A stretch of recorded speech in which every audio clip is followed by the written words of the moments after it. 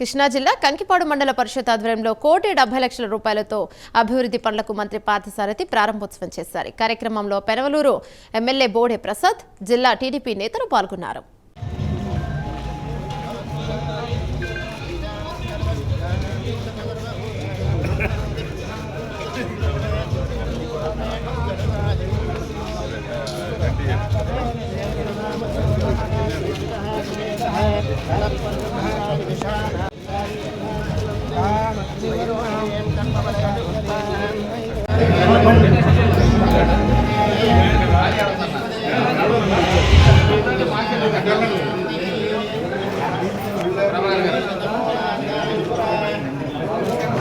Okay sir.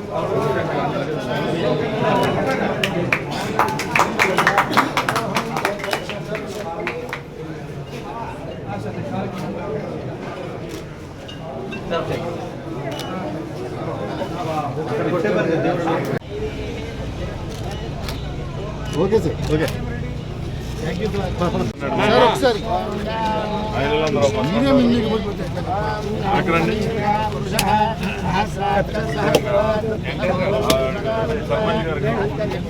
అన్న phone అక్కడ అది రాజన్న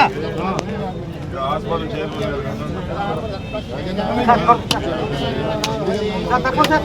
ఇటు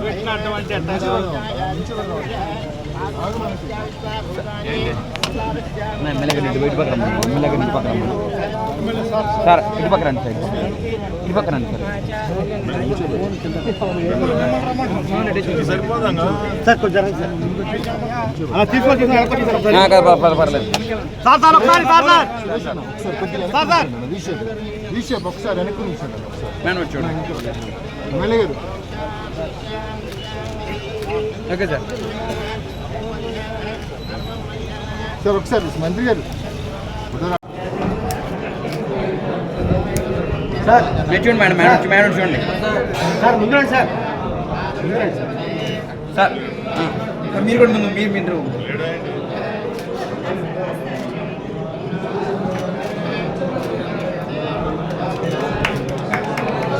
గురుమూర్తి గారిని మరి జిల్లా తెలుగుదేశం పార్టీ అధ్యక్షుడిగా నియమించడం పట్ల, బీసీల పట్ల తెలుగుదేశం పార్టీకి, అదేవిధంగా ఈ రోజున కూటమి ప్రభుత్వం, కూటమి పార్టీ అంటే జనసేన బీజేపీని కలుపుకుని ఒక బలమైనటువంటి పార్టీగా ప్రభుత్వం ఏర్పడినటువంటి కార్యక్రమంలో మరి అతిథిగా ఉన్నటువంటి జిల్లా పార్టీ అధ్యక్షులు రేపు 6వ తారీఖున ప్రమాణ స్వీకారం చేయబోతా ఉన్నారు. ఆయనకు శుభాకాంక్షలు తెలియజేసి ప్రతి ఒక్కరికి కూడా కార్యకర్త స్థాయి నుంచి అందరికీ ప్రేమపూర్వకంగా కూటమి ప్రభుత్వం మాట మీద నిలబడింది అనే ఒక మంచి ఉద్దేశాన్ని, మరి ఈ రకంగా మండల పరిషత్ కార్యాలయం అంటే ప్రజలకి మౌలిక సదుపాయాలు, సంక్షేమాన్ని అందించేటువంటి మంచి, ప్రజలకి వెసులుబాటు, అవకాశాలు అన్నీ అందించేటువంటి కార్యక్రమాన్ని ఇంత సుందరంగా ఏర్పాటు చేసుకోవడం కూడా అభివృద్ధిలో భాగంగా తెలియజేస్తూ డీసీ చైర్మన్ రాజా గారిని వేదిక మీదకి రావాల్సిన ఆహ్వానిస్తా ఉన్నాం. మరి కార్యక్రమంలో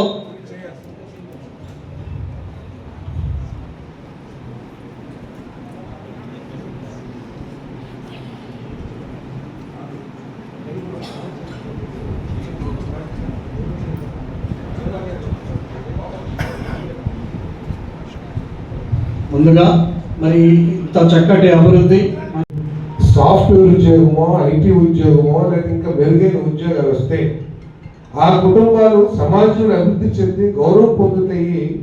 ప్రతిసారి కూడా ప్రతి జీవితాంతం పెన్షనో లేకపోతే ఇంకోటో ప్రభుత్వం మీద ఆధారపడి ఈ బీసీలు ఉండకూడదు అనేది నా ఆలోచన అని చెప్పేసి ఆ రోజు చంద్రబాబు నాయుడు గారు చెప్పారని చెప్పేసి నేను కూడా, ఎందుకంటే విమర్శించిన వ్యక్తిని కాబట్టి ఒకసారి ఆలోచిస్తే వాస్తవిక కదా అనిపించింది.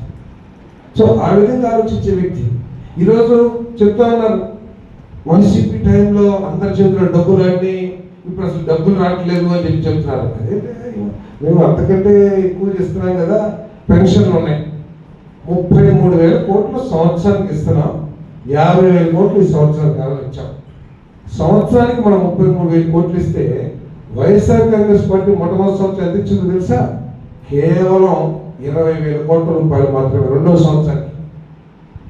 మనం మొట్టమొదటి నెల ఇచ్చి 4,000 రూపాయలు ఇస్తే వాళ్ళు ఇచ్చింది కేవలం 2250, రెండో సంవత్సరం 2500 రూపాయలు. లెక్కేసుకుంటే మన సంవత్సరానికి 33,000 కోట్లు ఇస్తే వాళ్ళు ఇచ్చింది రెండో సంవత్సరం, మొట్టమొదటి సంవత్సరం ఇంకా తక్కువ, రెండో సంవత్సరం ఇచ్చింది కేవలం 20,000 కోట్ల రూపాయలు మాత్రమే. మనం 33,000 ఎక్కడ, 20,000 ఎక్కడ? అదేవిధంగా తల్లికి వందనం కూడా 67 లక్షల మందికి మనం ఇస్తే 67.5 లక్షల మందికి, వాళ్ళు ఇచ్చింది 43 లక్షల మందికే. అంటే దాదాపు 50% మందికి ఎక్కువ ఇచ్చాం. మరి ఎన్ని కూడా ప్రజలు చేతుల్లోకి, గ్రామాల్లో ప్రజలు పేదవాళ్ళ చేతుల్లో కదా వెళ్ళింది డబ్బులు. దానికి తోడు అన్న క్యాంటీన్ కానివ్వండి, ఈరోజు ఉచిత బస్సు కానివ్వండి, ఈ సంక్షేమ కార్యక్రమాలని కూడా చేస్తున్నాం.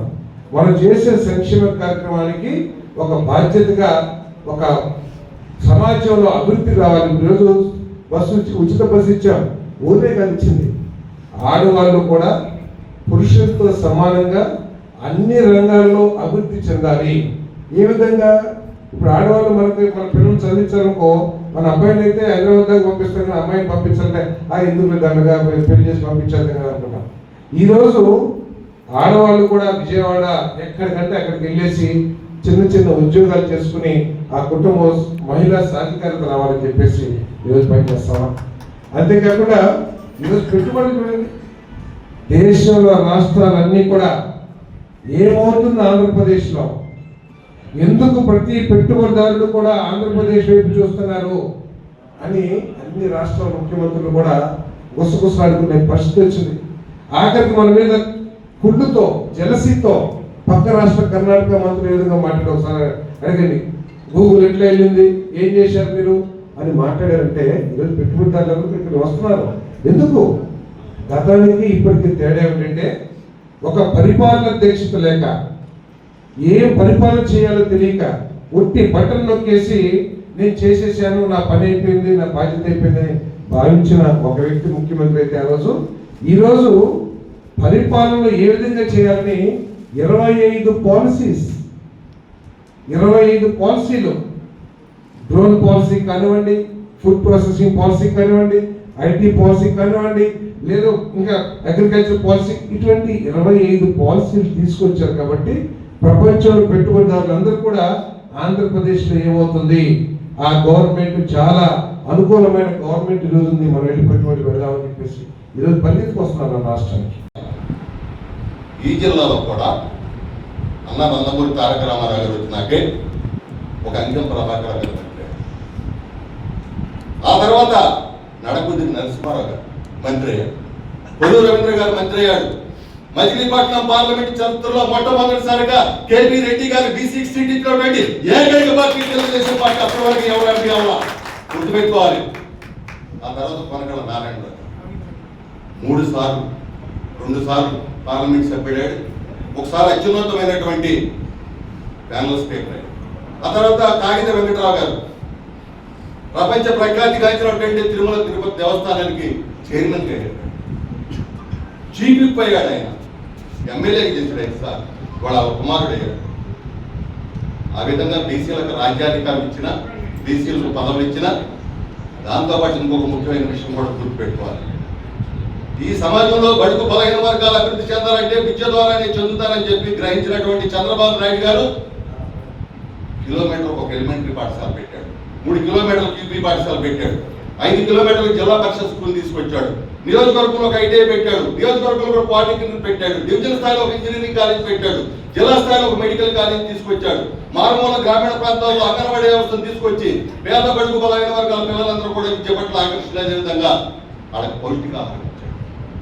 ఇన్ని సంస్కరణలు చేస్తే మన పిల్లలు కూడా ఇతర దేశాలకు వెళ్ళి చదువుకుంటారు. 14-19 మధ్యన విదేశీ విద్య పెడితే చంద్రబాబు నాయుడు గారు ఈ దుర్మార్గుడు వచ్చి ఈ పిల్లలు ఈ దేశాలకు కట్టబెడితే తీసేది.